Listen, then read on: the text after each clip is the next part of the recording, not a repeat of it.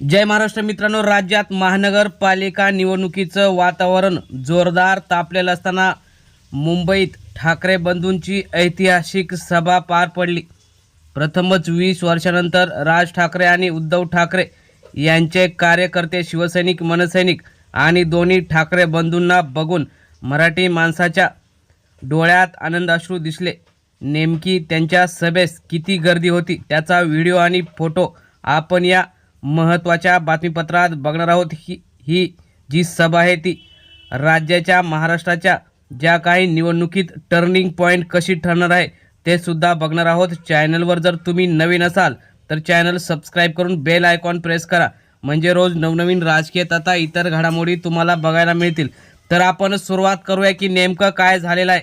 तब्बल 20 वर्षानंतर दोन ठाकरे बंधूंना शिवतीर्थ म्हणजेच शिवाजी पार्क मैदानाच्या स्टेजवर बघून मराठी माणूस सुखावला।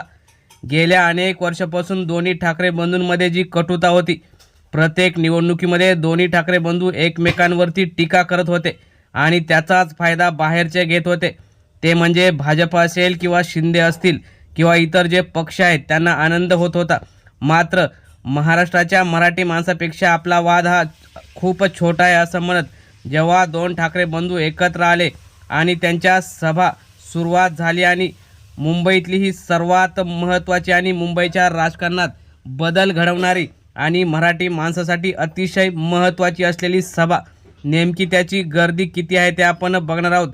राज ठाकरे यांनी जे भाषण केलं त्यामध्ये भाजपासहित त्यांनी सर्वांनाच आपल्या ज्या काही तोफेवर घेतला आणि त्यांच्या ठाकरे शैलीत सर्वांचा समाचार घेतला। भाजपापासून त्यांनी जे काही मुंबई, महाराष्ट्रापासून तोडण्याचं षडयंत्र चालू आहे, गुजरातपासून ते बाहेरचे जे महाराष्ट्राचे शत्रू आहेत त्यांच्यावर त्यांनी तोफखाना आपला प्रभावित केला। त्याचबरोबर उद्धव ठाकरे यांनी सुद्धा आपल्या संयमी परंतु आक्रमक शैलीने सर्वांनाच एक प्रभुत्व निर्माण केलं। आपण बघू शकता गर्दी किती होती।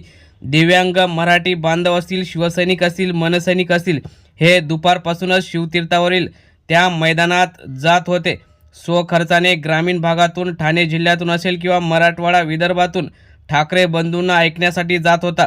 प्रथमच 20 वर्षांनी होणारी ही सभा दोन्ही ठाकरे बंधूंचे शब्द कानात ऐकण्याची तयारी घेऊन असलेला हा मराठी माणूस राज आणि उद्धव यांच्या भाषणाने तेथील मुंबईतील मराठी माणसासाठी आपण काय करणार आहोत, त्यासोबत आदित्य ठाकरे यांनी सुद्धा भाषण केलं आणि पुढील निवडणुका ह्या ज्या काही आता मराठी माणसासाठी ही आताची शेवटची निवडणूक आहे आणि ती आपण जिंकायची आणि मुंबईचा महापौर हा मराठीच करायचा असं सर्वांनी निश्चय केला।